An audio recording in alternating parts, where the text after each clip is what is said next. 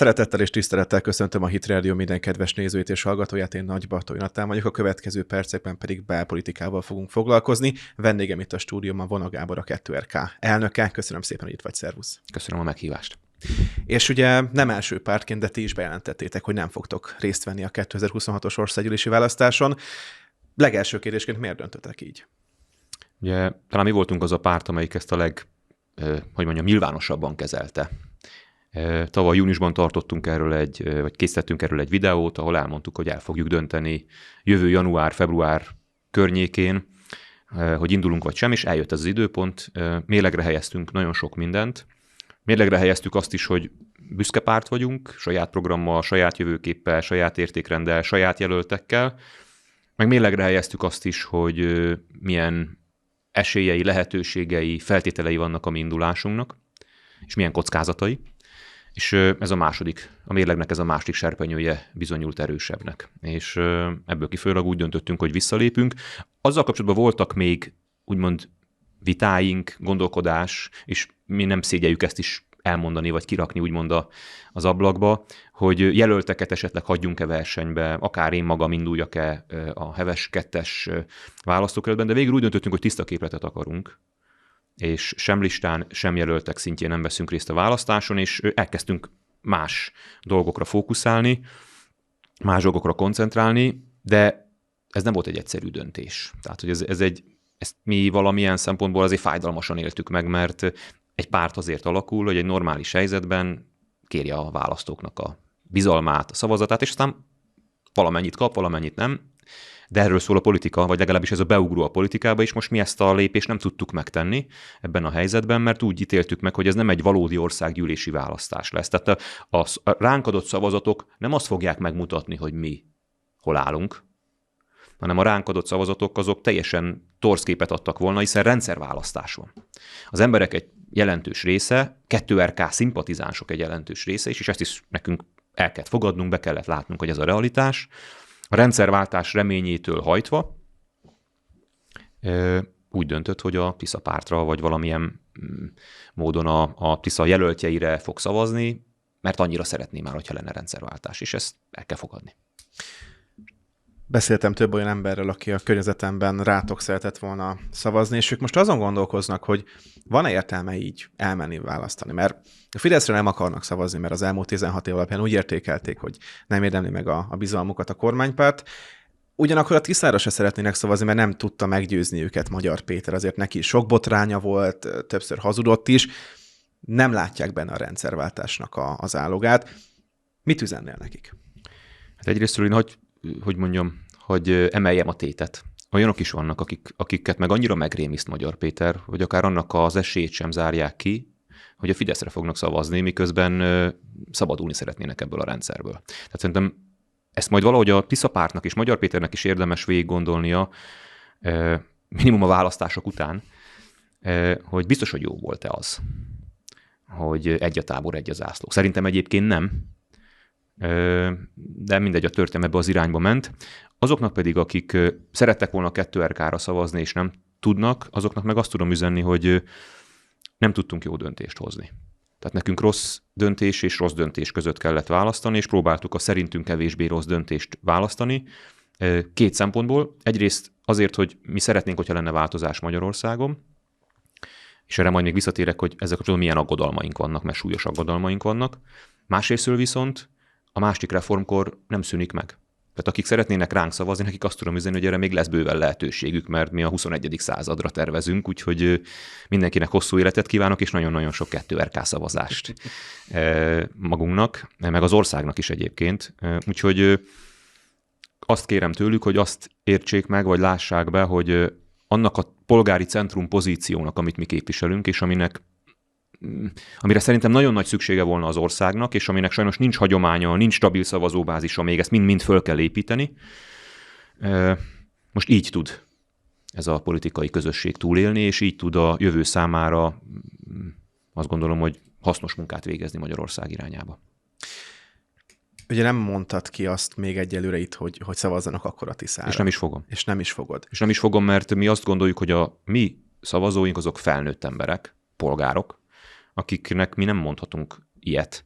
Mi egy dolgot mondhatunk, hogy támogassák a változást, de hogy ezt ők hogyan teszik, és miként, meg hogy megteszik-e, ez az ő lelkiismeretükre van bízva. Most egy nagyon fura kérdésem lesz, több szempontból is fura. Ugye, hogyha azt mondod, hogy se a Tisza párt, se a Fidesz nem jelenthet valódi rendszerváltást, akkor ugye te is mondtad, hogy egy harmadik párt még bejuthat a parlamentbe, és azért a Mi Hazánk élesen mást mond, mint ez a két másik erő. Ők is szerinted rendszerváltást hozhatnak el, hogyha mondjuk olyan pozícióba kerülnek, hogy bármelyik pártnak együtt kell működni velük ahhoz, hogy kormány alakuljon?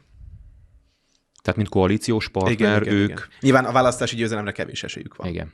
Hát koalíciós partnerként nem fognak tudni rendszerváltást elhozni, maximum egy, most csúnya szóval mondva, de nem csúnyán értem, hanem egyszerűen a realitásképpen a zsaroló potenciállal rendelkeznek a leendő kormánypárt felé, és mondjuk bizonyos tárcákat meg tudnak szerezni, ami nem kevés. Tehát, hogy ez egy normál demokrácia így működik, hogy van egy csomó párt, és ahhoz, hogy kormányt alakíts, meg kell tudnod egyezni valakivel. És én azt nem tartom kizártnak egyébként, hogy a Fidesz-Mi Hazánk koalíció megköttetik, hogyha Mi Hazánk is bejut a parlamentbe. Én azt gondolom, hogy az ellenzéki erők közül talán a Mi Hazánknak van erre a legnagyobb esélye.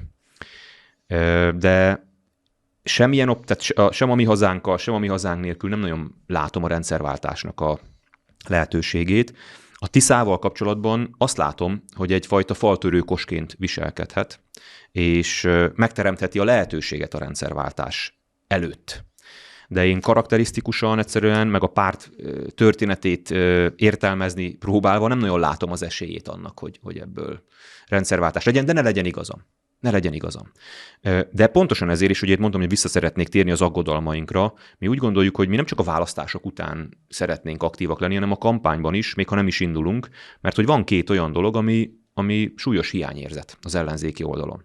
Az egyik az, hogy jelen pillanatban semmilyen garanciát nem tud adni a Tisza párt arra, hogy az, amit ő mond, vagy az, amit ő képvisel a rendszerváltás kapcsán, meg a demokrácia helyreállítása kapcsán, az valóban megtörténik. 2010-ben Orbán Viktor is nagyon gyönyörű dolgokat mondott a demokráciáról, és aztán végül is nem ebbe az irányba ment az ország. És erre mondjuk mi azt, hogy szükség van azon embereknek a hálózatára és nyomásgyakorlására, akik hajlandóak és készek arra, hogyha megint azt érezzük, hogy cseberből vederbe kerül az ország, akkor hajlandóak fellépni.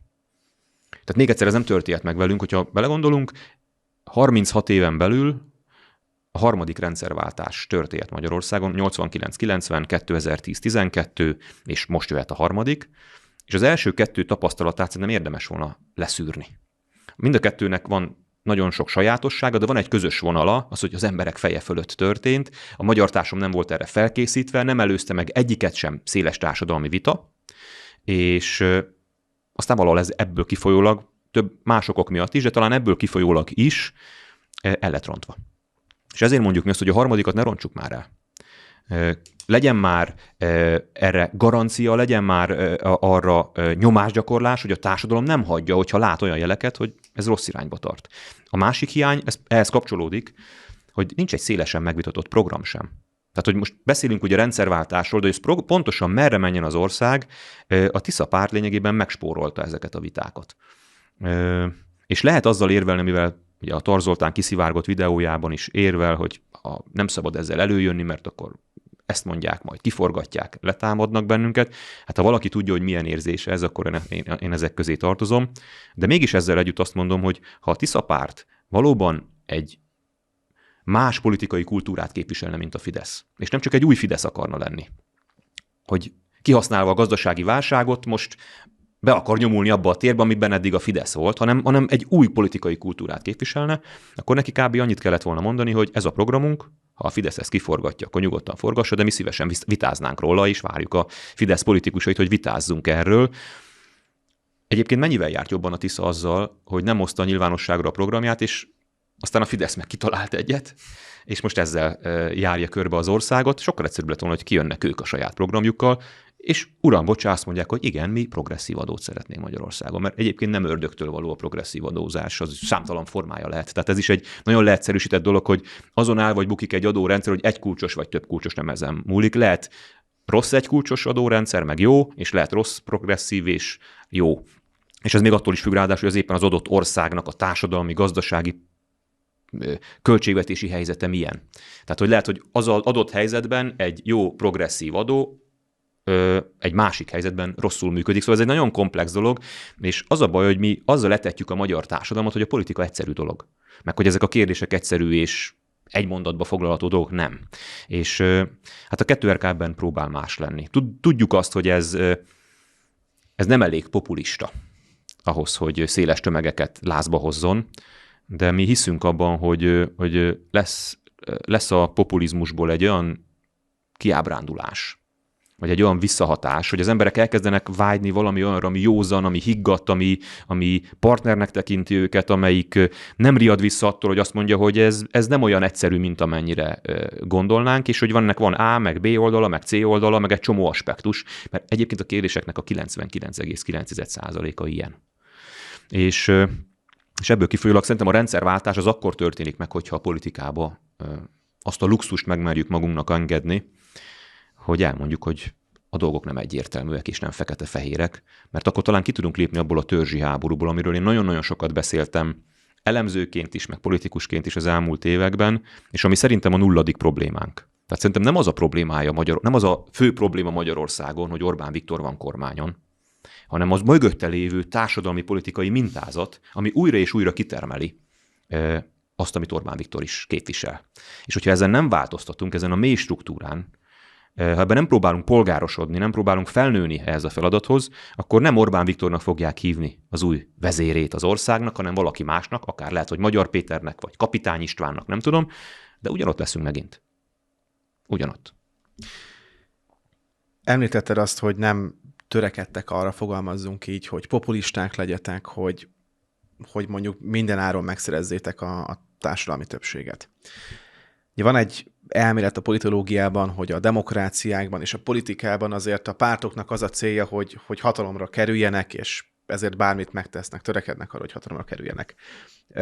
Lehetséges olyan szerinted, hogy mondjuk megtörténik egy rendszerváltás, és legyünk jóhiszeműek, Magyar Péter nem leépíti tovább a demokratikus intézményeket, hanem visszaállítja, felállítja, vagy akár kijön Magyar Péterék után. Milyen szerepe lehet az új Magyarországban a 2RK-nak? Azért kérdezem, mert ha nem törekedtek arra, hogy társadalmi többséget szerezzetek, akkor mondjuk a 2RK szerepe egyfajta ilyen új SZDSZ olyan szempontból, hogy mindig ott lesztek a 10-15% környékén, és így próbáljátok formálni a közéletet, hogy még egy egészségesebb párbeszéd kialakuljon, mert ha nem törekedtek a többségre, azért a populizmus idejében nehéz elképzelni, hogy bármikor is társadalmi többséget szereztek, sajnos teszem hozzá. Mi is törekszünk a társadalmi többségre, ennyit hagy pontosítsak, de nem akarunk a társadalmi többség oltárán mindent feláldozni abból, amit képviselünk, sőt, igazából mi akkor törekszünk társadalmi többségre, hogyha erre a társadalom nyitott, és nem akarjuk magunkat másnak hazudni, másnak maszkolni, csak azért, hogy a többséget megszerezzük. De mondtad ezt a 10-15%-ot, abban szerintem nagyon jól beletrafáltál, hogy középtávon vagy a következő mondjuk 10 évben a 2RK hová pozícionálja magát erősorrendben. Tehát én azt gondolom, hogy szükség volna Magyarországon, nem csak én, hát az egész párt ezt gondolja, szükség volna Magyarországon, és talán még társadalom egy része is így gondolja, szóval harmadjára is nekifutok, szükség volna Magyarországon egy olyan 10-15%-os centrumpártra, amelyik stabil, és amelyik hidat tud képezni a nagyobb blokkok között, de az SZDSZ-t én azért tartom rossz példának, mert az SZDSZ nem a társadalmi párbeszédet segítette. Ő birtokolta ezt a politikai pozíciót számszerűen, de ő ezt nem arra használta, hogy társadalmi párbeszédet. Sokan erre számítottak, hogy ez lesz. De nem ez lett belőle. De nagyon szükség volna szerintem Magyarországnak. Ha van hely a világon, ahol nagyon-nagyon nagy szükség volna egy ilyen polgári centrumpártra, amelyik közvetíteni tud egyik és másik oldal között, amelyik el tudja mondani a másik oldalnak, hogy az egyik oldal miért így gondolja, és fordítva, és akár rá tud világítani mindkét oldal túlkapásaira, és manipulációjára, vagy társadalmi gyűlöletkeltésére, vagy a törzsiségére. Szóval egy ilyen pártra szerintem nagyon nagy szükség lenne. Nagyon fontosnak tartjuk ezt, és azt gondoljuk, hogy ennek a megképzésében, a polgári centrum megképzésében nekünk, a 2RK-nak lehet fontos és hangsúlyos szerepünk, és ezért dolgozunk. Tehát, hogy ezt a célt mi belőttük, erről beszéltem is a 17. évadnyitónkon, ahol a bejelentést ugye megtettem, ott elmondtam azt, hogy visszalépünk listán és jelöltekben, létrehozzuk a rendszerváltó reformkört, hogy nyomást tudjunk gyakorolni a rendszerváltás érdekében a leendő kormányra, hogy elkezdjük a rendszerváltás szakmai vitáit, ha már más nem fog folytatni ilyen vitákat, és kérjük a szakértőket, hogy nyugodtan jöjjönnek, hiszen most már nem indulunk a választáson. Tehát, hogy mi nem vagyunk most már azzal vádolhatóak, hogy hát a 2RK azért hív meg szakértőket szakmai vitákra, mert politikai pecsenyéjét sütögeti. Nem. Mi azért hívunk meg embereket egy ilyen vitára, mert nekünk fontos a rendszerváltás. Tehát most lehet, hogy egy picit egyeseknek a saját politikai támogatottságunkból fakadóan ilyen szereptévesztésnek tűnik. Azt tudom mondani, hogy jelen pillanatban a 2RK a tiszta rendszerváltó akarat. Bennünket semmilyen politikai érdek most nem hogy mondjam, lök ide vagy oda. Mi most tényleg arra tudunk fókuszálni, hogy ez egy valódi rendszerváltás legyen. És hogyha túl vagyunk április 12-én, akkor meg ez a célunk. És ezt is ott is egyértelművé tettem, hogy azért nagyon sok minden megvan már ehhez. Van egy saját politikai pozíciónk, polgári centrum. Van egy értékrendünk, amit mi úgy hívunk, hogy új humanizmus. Van egy programunk, ami a polgári centrumnak a programja, amit csiszolgatunk folyamatosan, de például olyan fontos pillérei vannak, mint mondjuk az egészségipar, ami szerintünk az ellenzék egyetlen egy életképes alternatívája az akugyártás koncepcióval szembe. És van egy szívós tagság. Talán a kedves nézők, akik nem foglalkoznak politikával, ez nekik furcsa, de borzasztó nehéz egy politikai pártot összetartani. Még akkor is, hogyha hatalomban vagy. Na most képzeld el, hogy a 2RK nincs hatalomban, nincsenek nagy támogatóink, nem tudunk neked karriert, pénzt, nem tudom mit ajánlani. Mi egy dolgot tudunk neked ajánlani, hogy közénk tudsz állni, és tudsz dolgozni azért, hogy ez az ország képes legyen újra egy reformkorra. Ez nagyon szép gondolat, de azért vért kell izzadni, hogy ezt a közösség ezt a magáénak tudja, ezt elegendőnek tartsa arra, hogy család, munka, egyéb elfoglaltságok mellett ő időt és energiát tegyen bele ebbe az ügybe. Növekszik egyébként a 2RK-nak? Egyébként növekszik, és akkor már megkérdezte, csak hagyd mondjam, hogy több százan jelentkeztek, hála Istennek, a rendszerváltó reformkörbe is. Ami, megmondom őszintén, felülmúlta az én várakozásaimat is, és azt mutatja, hogy a 2RK-nak van jóval nagyobb társadalmi támogatottsága van, mint amennyit mondjuk a kutatások, az 1%, amit a kutatások megmutattak, már amelyik egyáltalán betesz bennünket a listába, mert éppen tegnap is egy ismerősömmel találkoztam, és mondta, hogy fölhívták valamilyen intézettől, de a 2RK-t nem lehetett megjelölni, mint opciót. Szóval... De nincsen közvéleménykutató intézetetek. Nincs. Sok mindenünk nincs. Viszont én azt gondolom, hogy legfontosabb megvan. Tehát, hogyha... Most mondok valamit. Ha a Fideszből kivesszük Orbán Viktort, ha a Tisza pártból kivesszük Magyar Pétert, akkor mi marad egyik vagy másik pártba? Talán a Fideszben a hosszú-hosszú évtizedek összetartozása miatt marad egy közösség. Lázár János, igen, tehát de én most nem az emberekre gondolok, hanem az alapelvre, ami ott marad, ami összetartja egy közösséget. Mi marad a Tiszában? Ha engem kiveszünk a 2RK-ból, ugyanúgy ott marad az új humanizmus, ugyanúgy ott marad a másik reformkor, tehát hogy én nagyon büszke vagyok arra, hogy mi egy olyan párt vagyunk, amit valamilyen eszme és cél és jövőkép tart össze, mert lehet, hogy most még ott tartunk, ahol, de én azt gondolom, hogy az igazi hosszú távú politikai építkezésnek ez a 0. lépése. Hogy te neked van egy történeted arról, amivel azonosulsz, hogy el tudod magad helyezni a világban, Magyarország történetében, hogy ki vagy te. És hát mi ezt választottuk, ezt a büszke jövőképet, hogy mi azok vagyunk, akik szeretnénk Magyarországon a reformkort megismételni. Hát ez nyilván egy nagyon nagy fa, és kicsi még a fejszénk, de ettől függ, ez nagyon lelkesítő.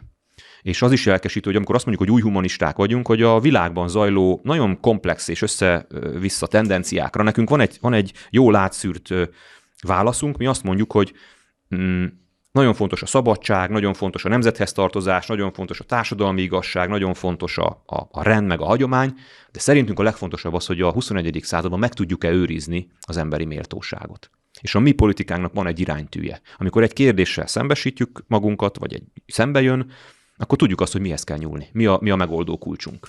És nem biztos, hogy mindig igazunk van, de van megoldó kulcsunk. Ritka az, hogy mondjuk egy pártnak az elnöke és az alelnöke leül vitatkozni. Nyilvánosan, ugye ez nálatok megtörtént. És még meg is fog. És még meg is fog, kiváló. mindjárt rátérünk egy kicsit a pozitívabb oldalra. A kérdésem mindig leginkább csak negatívak voltak, és megengednek, hogy még egy ilyen negatív... Ezek negatív kérdések voltak? Hát nem, máshoz vagyok szokva, megmondom őszintén. Ugye azt látjuk, hogy Európa szinten, nyugati civilizációs szinten a demokrácia most nem éri az aranykorát. Sőt, inkább hanyatlik, és sokan azért párhuzamba hozzák, akár a 100 évvel ezelőtti eseményekkel, az 1933, amikor ugye lényegében a hitleri rezsim leépítette a Weimari demokráciát. Tartasz-e attól, hogy a 2RK rossz korba született bele, és amilyen világba tartunk, az nem a demokráciáknak kedvez, nem a párbeszédnek kedvez, hanem inkább mondjuk egy autokrata hatalomnak, ami éppen felemelkedik? Hát nem, hogy tartok tőle, tudom. Tehát, hogy igazából sokszor érzem is, megmondom őszintén, hogy nem jó ebbe a korba lenni, mindazzal, amit én most a világról gondolok, meg amit mi gondolunk a világról, de másrésztről meg pont ezért fontos. Tehát, hogyha tényleg abba az irányba tartunk, amit te mondasz, és amit én is érzékelek, tapasztalok, és ami engem aggodalommal tölt el, akkor a 2RK-nak a 21. századi demokrácia iránti elkötelezettsége, amihez újítások is kellenek. Tehát a digitalizációval, a mesterséges intelligenciával szembe kell nézni, meg a globális kapitalizmussal, a környezetpusztításra. Egy csomó olyan 21. századi probléma van, amit nem lehet már konzervatív, meg liberális, meg nacionalista szempontból megoldani, még elmagyarázni sem. Tehát, hogy ez inkább azt gondolom, hogy plusz felelősséget ró ránk, és nem azt üzeni nekem, hogy hú, hát tényleg a kor nem abba az irányba halad a világa, mert amit mi szeretnénk, akkor inkább hagyjuk, hanem bennünk pont egy ilyen dac alakul ki, hogy nem abba az irányba halad a világ, de akkor meg csak azért is mutassuk meg, hogy van alternatíva. Most lehet, hogy ez ilyen furán hangzik, ha már más miatt nem, a saját mentálhigiénénk okán, hogy azt érezzük, hogy nem akarja mindenki azt, amit a tömegek akarnak. Vagy amit a tömegek manipulálásával elérnek, mert azt gondolom, hogy az emberek sem akarják egyébként azt, amerre a világ megy, csak a politika nagyon ügyesen ebbe az irányba tereli őket. És ennek most egy kicsit hadd törzsezzek már megint, hogyha belefér. Én sokszor szoktam a törzsiségről beszélni, mert hogy azt gondolom, hogy ez a politikai populizmusnak az alapja, hogy törzsi gondolkodásunk van. De itt mindig elfelejtem azt elmondani, vagy sokszor elfelejtem elmondani, hogy a törzshöz való tartozás az a történelem kezdetén egy nagyon pozitív dolog volt. Szociális agy fejlődött ki az ember számára. Ez volt a jackpot, az evolúció jackpot, amivel az emberiség ugye kooperálni kellett. Számodra idegen emberekkel kellett együttműködnöd, teremtened, alkotnod, tehát ez járult hozzá a civilizáció fejlődésének, és ezt az kezdetben törzsekként vagy törzszövetségekként csináltuk. Tehát ez pozitív. A negatív az, hogy amikor te egy törzsben vagy, ahhoz, hogy te a törzsi identitásodat fenntartsd, neked a törzsön belüli emberekkel nagyon kooperatívnak kell lenni. Ugye vannak is olyan elméletek, akik azt mondják, hogy bennünket valójában a barátságosság, mert a legközelebbi rokonaink, mondjuk a bonobók, nagyon agresszívak tudnak lenni, meg a csimpánzok. Mondjuk a bonobók pont nem, de a csimpánzok igen. Szóval, hogy milyen barátságos faj vagyunk. De ennek az ára az volt, hogy a másik törzsbe tartozó személlyel szemben pedig nagyon kizárólagosnak kellett lenned, meg kellett húzni a határokat, és ő már egy ellenség. Ez a mi kőkorszaki mentális struktúránk. Ami a törzsön belül van, az jó, ami a törzsön kívül van, az veszélyes, rossz, az ellen küzdeni kell. És ami történik ma a világban, az nem más, mint hogy a viselkedéstudománnyal megismerkedett politika meghekkeli ezt a rendszert. Tehát itt az történik, hogy a politika think tankjei, azok tudják, hogy az embernek ezt a törzsiségi struktúráját, és lényegében nem hát pontosan erre épül a politika, belegondolsz. A mi törzsünk jó, a másik törzs pusztítja, szétrombolja azt, ami érték, és ami szép, és ami jó. És én azt gondolom, hogy pontosan ezért fontos, hogy legyen olyan párt, amelyik rávilágít, hogy emberek, ti nem ezt akarjátok. Ti valójában meg vagytok hekkelve. Tehát lényegében áldozatai vagytok az emberi struktúrának, de szerintem a fejlődés a 21. században az kell, hogy legyen, hogy az emberiség képes legyen, most ezek már ilyen nagyon nagy ecsetvonások, elnézést, de hagyd tegyem most globális perspektívába a 2RK céljait. Szóval az emberiségnek az kell, hogy legyen a célja, hogy átlásson ezen a manipuláción. Mert ez zajlik az egész világba. Globális szinten is. Engedd meg, hogy akkor megkérdezzem, egyrészt ti törzs vagytok-e? Nagyon jó kérdés. Másrészt, ha nem... De, törzs vagyunk. Akkor, mert törzs. A másik kérdés az lesz, hogy van-e törzseken kívül élet? Igen, csak egy olyan törzs, tehát hogy igazából nem tudsz tehát az ember nem tud nem törzsbe tartozni, mert szükséged van arra a tartozás élményre, ami a bennünk lévő, hogy mondjam, eredendő szorongást a létünk mélyén lévő nagy kérdéseket valahogy meg tudod nyugtatni, mert szociális lények vagyunk. Szükség van arra, hogy mi emberekkel összetartozást éljünk meg. Enélkül nem tud egy ember létezni. Gondolj bele abba, hogy a legsúlyosabb büntetés, hogyha magánzárkába zárnak napokig, és elszakítanak minden szociális találkozástól. Tehát szükségünk van, hogy törzsbe tartozzunk, de és akkor ha az emberiség folyamatosan képes volt megújulni, fejlődni, akkor talán a 21. században képesnek kellene lenni a törzseknek arra, hogy eljussanak úgymond kulturális evolúciósan arra a pontra, amikor azt mondják, hogy egy törzsbe tartozom, mert ember vagyok, és a másik ember is egy törzsbe tartozik, mert ő is egy ember.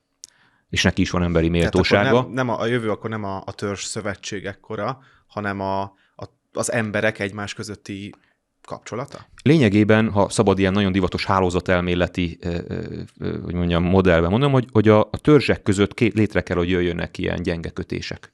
Nem kell, hogy te átgyere az én törzsembe, mert csak akkor lehetsz jó, hogyha az én törzsembe tartozol, ha oda, akkor meg nem, hanem csak azt a gyenge kötést megkötni, hogy azért nem vagyunk egymásnak az áldáz ellenségei, hanem csak más törzsbe tartozunk, de ez nem jelenti azt, hogy ne tudnánk egymással szót érteni, és ne kellene egymással szót értenünk, már csak azért is, és akkor megint globális perspektíva, mert azok a kihívások, amikkel a 21. századon meg kell küzdenünk, egyik törzs se tud megbirkózni, tehát maximum úgy tudunk megbirkózni vele, hogyha a törzsek egymással kooperálnak. Tehát az, ami korábban az egyének között törzsi szinten megkötetett, az most törzsek között kell, lényegében mondhatjuk törzsszövetségnek is, csak nem azért kössünk. Így jött létre a magyarság is. Igen, pontosan. Tehát ezt is szoktam ilyen kis szimbolikaképpen mondani, hogy ha már mi magyarok 7 törzs szövetségéből lettünk néppé, akkor még ugye a nemzet, mint fogalom nem létezett, de hogy egy közösségé, egy kulturális közösségé lettünk, akkor hogy lehet az, hogy most mi vagyunk azok, akik tényleg egy kanálvízbe meg tudnánk folytani egymást? Miért nem tudunk ehhez visszanyúlni és azt mondani, hogy sokszínűek vagyunk, mindig is sokszínűek voltunk. Tehát ez egy hamis kép, hogy a honfoglaló magyarok olyan nagyon, nem tudom, ugyanúgy néztek ki, és ugyanolyanok voltak, és ugyanazokat. Nem, nagyon sokfélék voltak, még vallási szempontból is, kulturálisan is voltak különbségek, azóta meg itt a Kárpát-medencében olvasztó tégely vagyunk itt.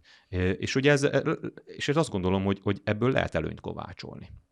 És na mindegy, ez most csak azt gondolom, hogy a 2RK-nak a fontosságát, mert hogy onnan indultunk, hogy mi ennek a célja, vagy milyen lehetséges célja van, törzsként kell kilépnünk úgymond a törzsi keretekből. Ez egy picit ilyen paradoxul hangzik, de szerintem ez a feladat.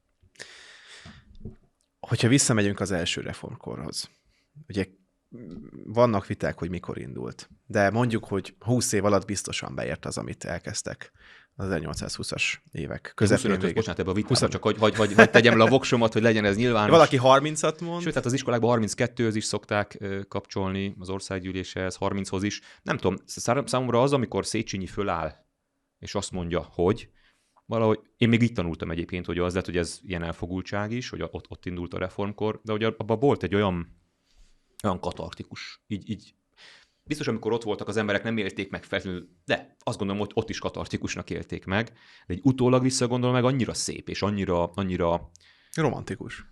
Igen, hát mint a kor.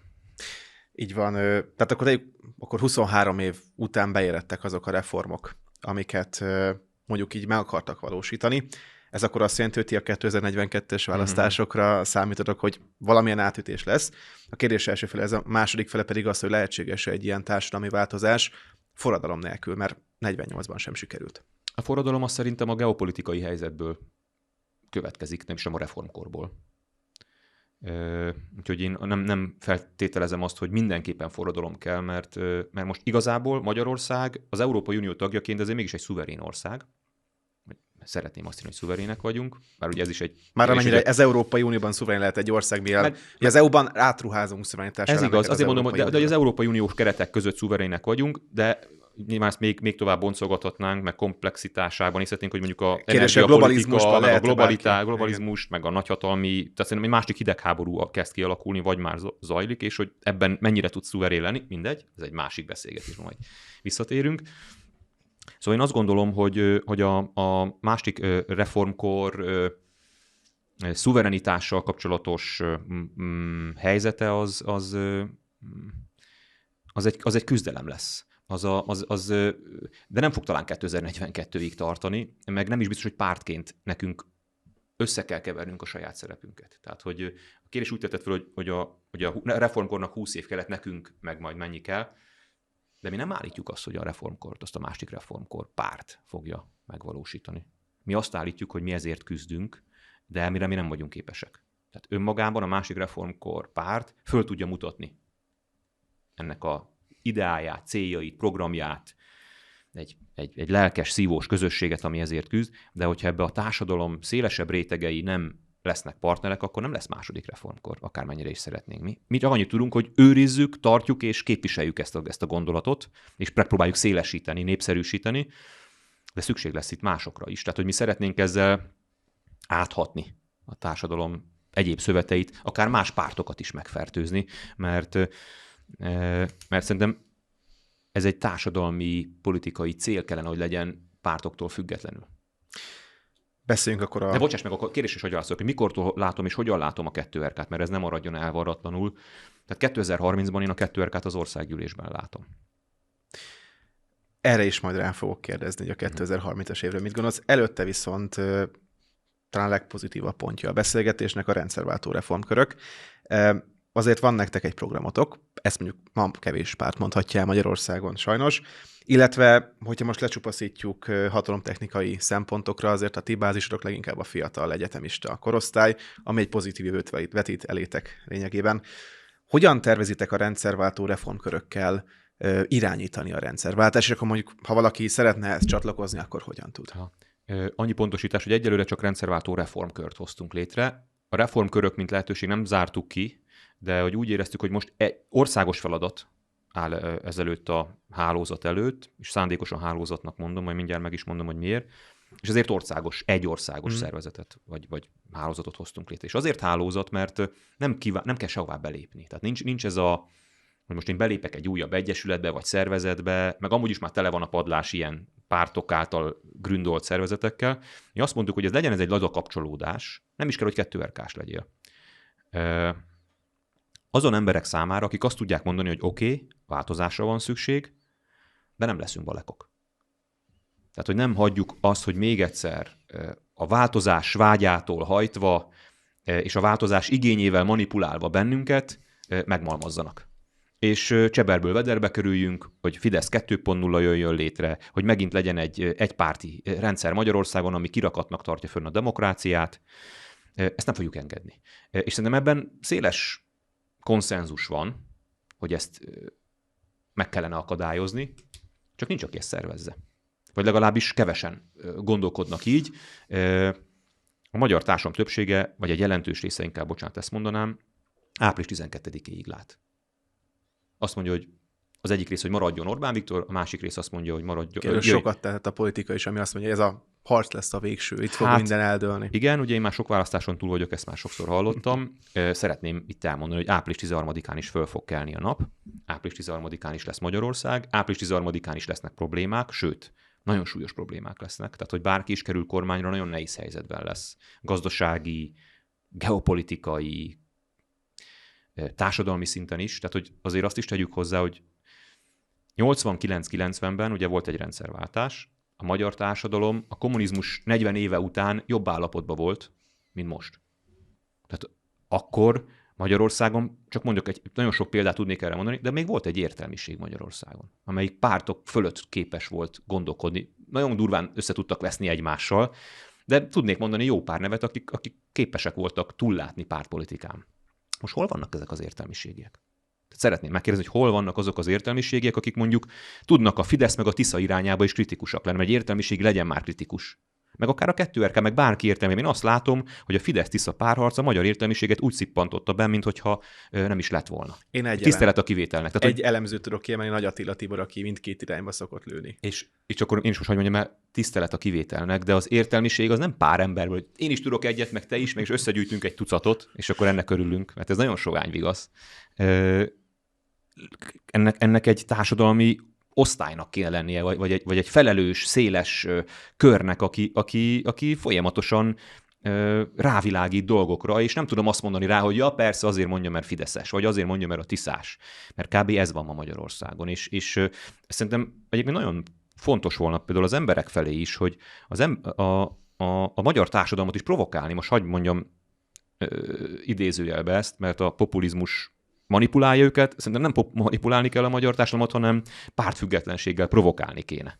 És nem hagyni, hogy belesüppedjen a magyar társadalom ebbe a Facebook buborékba, hogy én akkor a Tisza buborékba vagyok, én meg a Fidesz buborékba, és mindenki nagyon okosnak hiszi magát. Mindenki úgy gondolja, hogy ő nagyon okos, és a másik oldal meg végtelenül buta. Meg kb. Ez a kölcsönös, hogy mondjam, elképzelés a másik oldalról, és nincsenek olyan értelmiségek, vagy tényleg csak nagyon kevesen, akik képesek azt elmondani, és olyan üdítő ilyeneket olvasni néha, amikor valaki értelmiségiként így azt érzed, hogy tárgyilagos. Tehát amikor ilyet látok, akkor megmondom őszintén, tényleg olyan érzés, mint hogyha a sivatag közepén egy kortyvíz, valahogy így megyek már, kaparom a homokot, nem tudom, napok óta, és már tényleg az ember kezdi is feladni, és akkor egyszer csak valahogy találok egy pohár vizet, ugye semmiből. Tehát kb. Ezt érzem, és ez azért, hogy mondjam, tehát szerintem elég szomorú.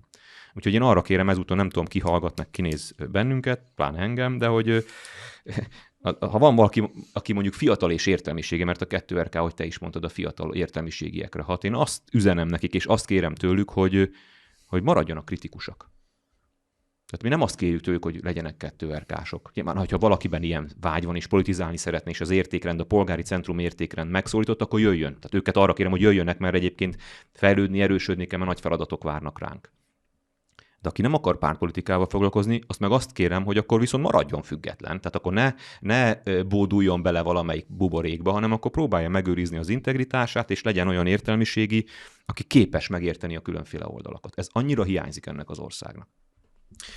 Engedd meg, hogy most az ördög ügyvédje legyek. Igen? Ugye nektek lényegében a 2RK-nak a logója egy híd, a Lánchíd, ami jelképezi azt, hogy össze akarjátok kötni a magyarságot, így van.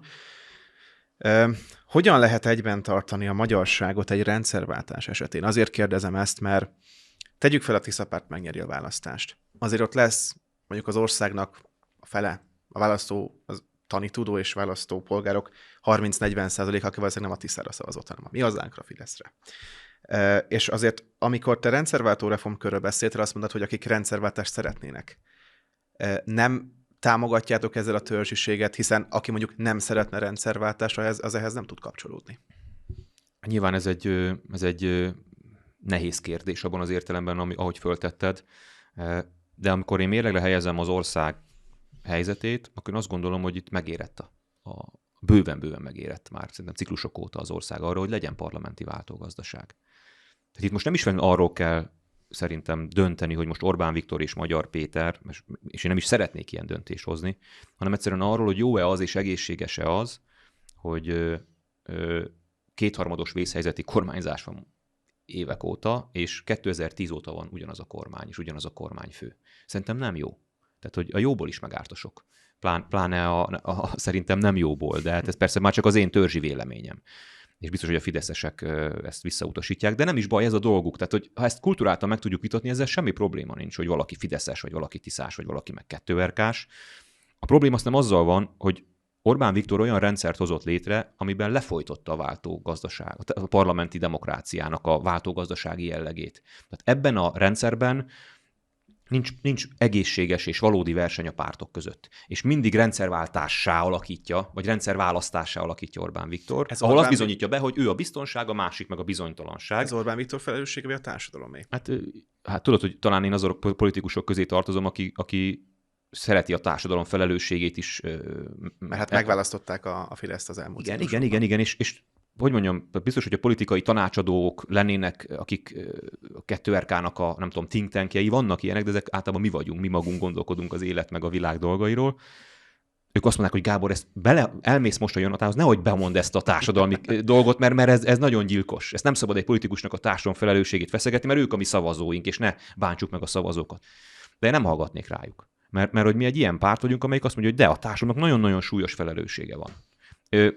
A társadalom sajnos sok esetben nem mindenki, most csak ne kelljen már ezeket mindig elmondani, de tudom, hogy célszerű elmondani, hogy tisztelet a kivételnek, de a társadalom egy nem kevés része igénytelen a saját nemzeti jövőnk irányába, mind a két oldalon.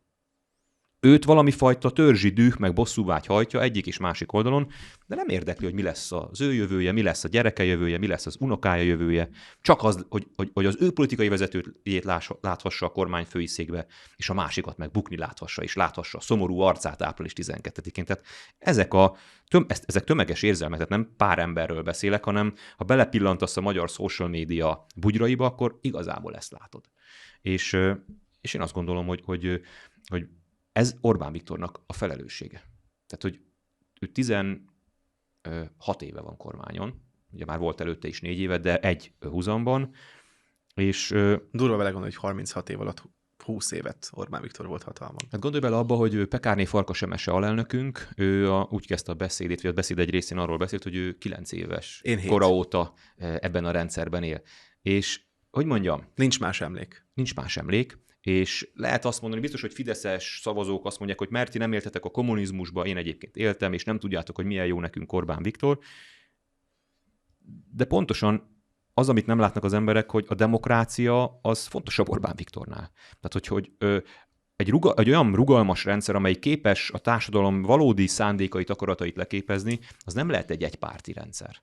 Orbán, hogyha az a kérdés, hogy Orbán Viktor az elmúlt, tehát a rendszerváltás óta, a 89-es rendszerváltás óta eltelt időszak legtehetségesebb politikusa, hatalomtechnikai szempontból, akkor az nem kérdés. De nem biztos, hogy a legtehetségesebb hatalompolitikusnak kell mindig miniszterelnöknek lenni, és őneki kell mindig kormányt alakítani. Szerintem neki is jót tenne már, hogyha elveszíteni a választásokat. Emberileg. Tehát én azt gondolom, hogy ő... Meg valószínűleg a Fidesz közösségének se általán. Igen. Megtudni ki az, aki valójában ott van. Pontosan. Tehát, hogy szerintem néha a vereség az nem, hogy baj, hanem az szükséges. És a demokráciában, én nem akarom idealizálni a demokráciát. Tehát én is kb. Azon a véleményen vagyok, hogy az emberi társadalom csak rossz rendszereket tud kitermelni önmagában, és ezek közül a legkevésbé rossz a demokrácia. Ezért vagyok én ilyen értelemben a demokrácia pártján.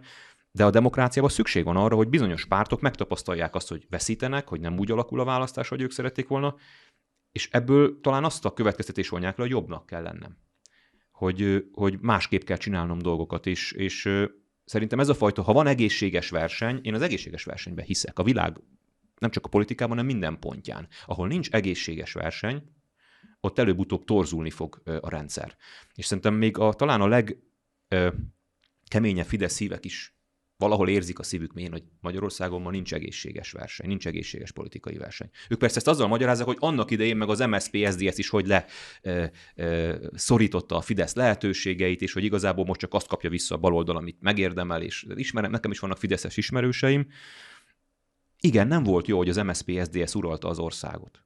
Nagyon nem volt jó. És én ekkor voltam egyetemista, és ezzel lázadtam. Ez volt az én alapélményem, hogy az MSZP-SZDSZ tulajdonképpen leuralja az országot, és most meg nagyon sok fiatalnak az az élménye, hogy a Fidesz uralja le az országot. Mi lenne, hogyha fölnőhetne végre Magyarországon egy olyan generáció, amelyik azt éli meg, azt tapasztalja meg, ebbe a szocializálódik, hogy senki nem uralja le az országot, mert nem tudja. Úgy fogalmaztál, hogy nincsen egészséges verseny, és említetted már a 2030-as időpontot, hogy azzal számoltok, hogy ekkora tudtok parlamenti párttá válni. Ez ugye a következő választás, az idei választás után, országgyűlési. A kérdés számomra az, hogy tegyük fel, lesz egy rendszerváltás, hogy Tisza megnyeri a választást. Mondjuk 2/3-dal, de nem is muszáj 2/3-dal.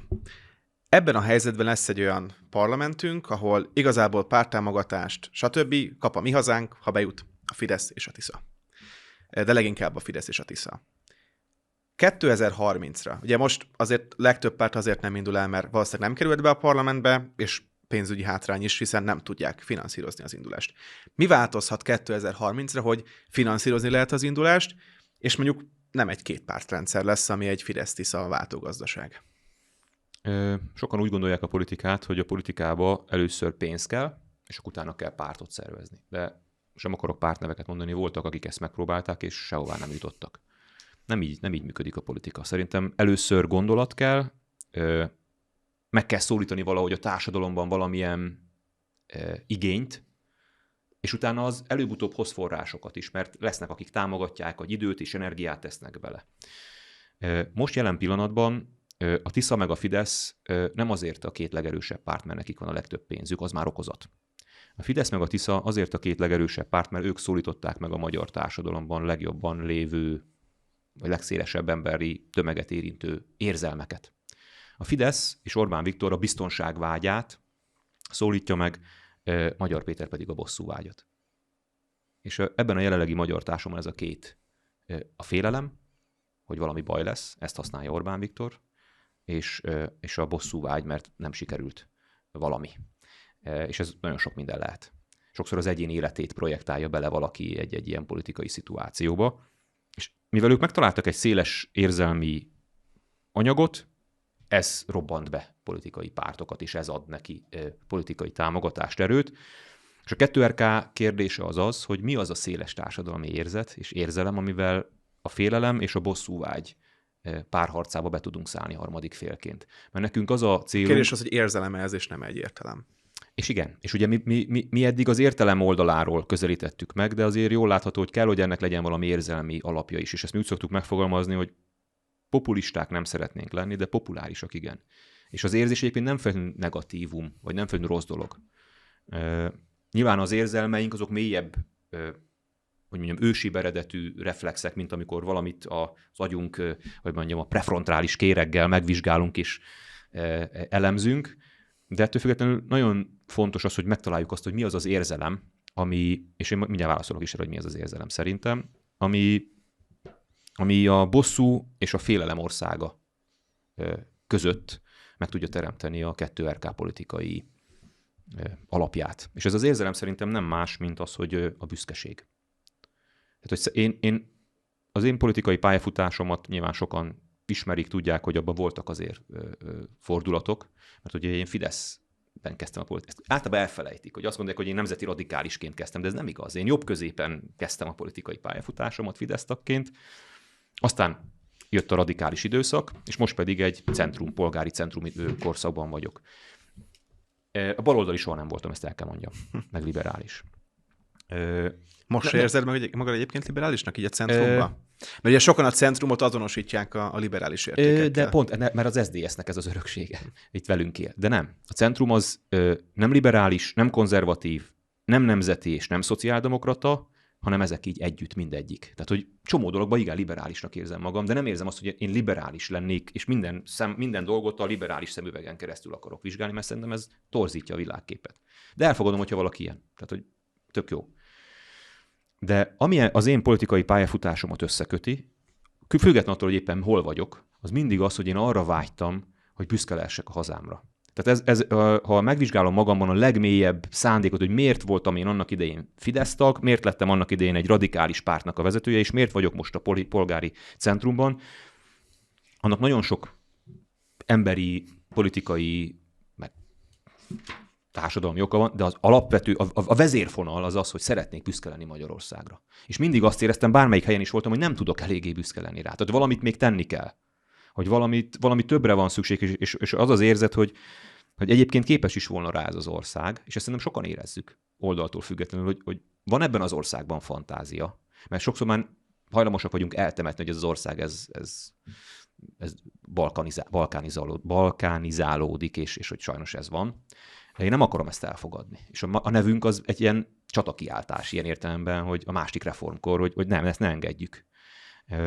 Úgyhogy én azt gondolom, hogy ha emberekben mi föl tudjuk kelteni ezt az érzést, és ez már érzés, hogy büszke akarok lenni a hazámra, hogy azt akarom mondani büszkeként, hogy magyarnak lenni, nekem az egy nagyon büszke dolog, és ez nem csak egy ilyen önhipnózis, hanem van egyébként alapja is, mert olyan gazdaságunk van, olyan politikánk van, olyan társadalmunk van, olyan oktatási rendszerünk van, hogy méltón lehetünk rá büszkék. Hát szerintem azért ez elég erős. Azt gondolom, hogy ez egy elég erős érzelem, amit akár a félelem alternatívájával, akár a bosszúvágy alternatívájával szembe föl tudunk mutatni. Kérdés az, hogy egy pozitív üzenet mennyire mehet szembe egy negatív üzenettel. Általában a negatív üzenetek sajnos erősebbek. Ez így van, de hogy azt gondolom, hogy mindannyiunkban annyira, tehát hogy az ember annyira komplex élőlény, annyira sok, hogy azt nem mondhatjuk ki, hogy ez mindig és mindenkor működik. Valóban az esetek többségében a negatív vitás hamarabb, tehát megkerüli 5-ször a világot, mire te eljutsz A-ból a B-be, de azért vannak olyan szituációk, amikor azért meglepő, hogy az emberiség, vagy egy emberi közösség milyen jó dolgokat tud önmagából előhozni. Sajnos ezek általában katasztrófa helyzetek. Ugye a Gyűrűk urából, hogy a közeleg a tél, és akkor hirtelen azok a királyságok, amik egymással vívtak háborút, talán meg tudnak egyezni, hogy akkor mégiscsak fogjunk össze. Hát most erre egyébként azt tudom mondani, hogy Magyarországon is, meg a világon is közeleg a tél 1000 szempontból. Tehát, hogy bőven van olyan kihívás, ami azt kellene, hogy előhívja belőlünk, hogy oké, nagyon nem szeretlek téged, meg téged sem, mert ilyen, meg ilyen jövőképed van, nekem meg egészen más, de most annyira nagy probléma val nézünk szembe, hogy most ezeket félre kell tudnunk tenni, és meg kell tudnunk egymással tanulni, együttműködni. Szerintem bőven tudnánk ilyen kihívásokat felsorolni globálisan is, meg itt lokálisan is. Nincs sok időnk, ezért 2 gyors kérdés még. Az első, hogy egy kicsit keretes szerkezetbe tegyük a beszélgetést, visszatérve arra, hogy nem indultak az országgyűlési választáson. A döntésre hatással volt-e az a nyomás, ami mondjuk nehezedett rátok? Akár mondjuk az a Márki-Zay Péter gondolat, hogy ti lényegben a Fidesznek a fizetett emberei vagytok, amiért el akartok indulni egy választásra, ami szerintem egy demokráciában eléggé problémás gondolat. Vagy mondjuk az a Magyar Péter által kifejezett gondolat, hogy csatlakozz a Tiszához és legyél önkéntes, hiszen aki mondjuk a Tiszával párhuzamosan ellenzéki pártként elindul, az szintén a Fidesznek az érdekeit szolgálja. Azért ezek egyrészt erős kijelentések, és szerintem nem éppenséggel a demokratikus átmenetet segítik, másrészt pedig azért elég nagy gyűlölet cunami áradhatott volna rátok, hogyha elindultok ennek ellenére.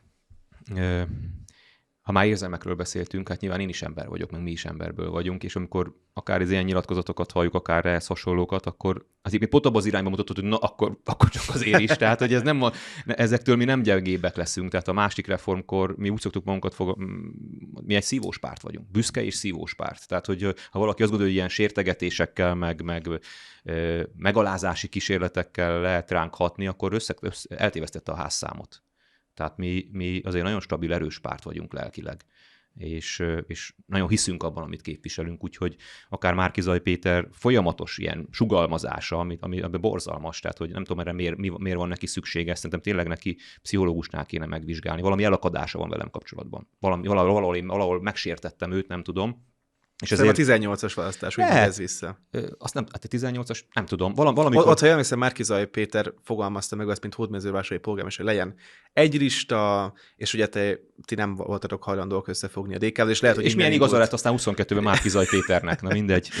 Én is tudnék, annyiszor tudnék neki így visszaszúrni, csak megmondom, hogy én nem Márki-Zay Péterrel kelek megfekszem, hanem van ennél sokkal fontosabb dolgom. Meg Magyar Péternek is a megnyilvánulásai, hogy mondjam, ő kormányfőnek készül. És én emlékszem, hogy a parlamentben, amikor frakcióvezetőként kérdeztem Orbán Viktort többször, nagyon sokszor lepergett róla, amit én mondok, vagy kérdezek. És amikor egyszer azt éreztem, hogy ez nagyon-nagyon eltalálta, az a következő volt, amikor azt kérdeztem tőle, hogy hol van önből a méltóság. Az láttam, hogy őt nagyon zavarta. Valószínűleg betalált. Ugyanezt tudom Magyar Pétertől is kérdezni. Hol van belőled a méltóság? Utolsó záró kérdés. Több személyiséged van, úgy látszik. Ugyanis amikor... Skizofrén vagyok? Vagy? Így van, amikor 18-ban kiléptél a politikából, akkor ugye elkezdted először talán az írói énedet fejleszteni. Ugye előtte is írtál, de onnantól indult be talán a tudományos pályafutásod, illetve később megindult az elemzői pályafutásod, és akár a Benfentes műsor, vagy az 5-ben való szereplésed. Azzal, hogy most a politikus karaktered ilyen szempontból egy picit visszaszorul, hogy az országgyűlési választásokon nem indultok, előtérbe kerül az elemző, vagy az írói éned? Nagyon-nagyon fontos feladatunk és célunk van a 2RK-val, és én ennek a pártnak vagyok a vezetője, úgyhogy ez van a fókuszban. És ahogy mondtam, a kampány mi nem lazsálásra, meg like-gyűjtésre akarjuk használni, hanem dolgozni fogunk, mert az a célunk, hogy 2026-os választások után a 30-as választásokra úgy forduljunk rá, hogy a másik reformkor Magyarország harmadik legerősebb pártja. Neked még lesznek európai parlamenti. Meg lesznek 29-ben európai parlamenti választások. Ja, és még egy fontos dolog, önkormányzati választások is, és mi szeretnénk már most elkezdeni erre felkészülni, és szeretnénk képzést biztosítani azon településen élő önkormányzati ambícióval rendelkező embereknek, akár polgármesteri, akár önkormányzati ambícióval rendelkezik, akik 26 után úgy érzik, hogy a településen is szükség van a rendszerváltásra. Mert hogyha lesz változás, akkor nagyon sok település, amelyik köldögzsinóron van a NER-hez kötve, ott valószínűleg nem elképzelhetetlen, hogy időközi választás lesz, csak ahhoz felkészült szereplők kellenek, és most ezzel senki nem foglalkozik, mi ezzel is fogunk, zárójelbe zárva. Szóval 2030-ra mi szeretnénk a harmadik legerősebb párt lenni, ehhez nagyon sokat kell dolgozni. Én emellett, mivel hát nem több személyiségem van, hanem több dolog is érdekel, és ezt nyilván nem szoktam mindenhol elmondani, de ha már szóba került, elmondom, hogy én kutató is vagyok. Tehát PhD jelölt vagyok a Semmelweis Egyetemen, és a szorongás társadalmi hatásait vizsgálom. Van bőven alapanyaga az országunkban, sajnos meg a világban. Szóval van igen egy írói tervem, írtam könyveket ebben a témában, míg a halál el nem áraszt című könyvemet, ezt negyedjére kell majd most újra nyomni idén, nincs belőle már. És most van egy új könyvtervem, de erről még nem szeretnék bővebben nyilatkozni. Annyit tudok csak róla mondani, hogy olyan témáról szeretném írni, ami politikusként és kutatóként is áthat. És amiben azt hiszem, hogy bármennyire is nagyképűen hangzik ez, nagyon hiteles vagyok. Hogy mi ez a téma, meg majd legyen meglepetés. Akkor hát reméljük, hogy majd meg fog jelenni a könyved, és akkor majd arról is tudunk beszélni. Nagyon szépen köszönöm, hogy itt voltál, és hogy ebbe az több mint 50 percben rendelkezésünkre álltál. Jövök máskor, és köszönöm a meghívást. A Hit Rádió minden kedves nézőnek és hallgatóinak köszönöm a figyelmet. Ha még nem tették meg, kérjük iratkozzanak fel a csatornánkra. Mindenkinek kellemes napot kívánunk.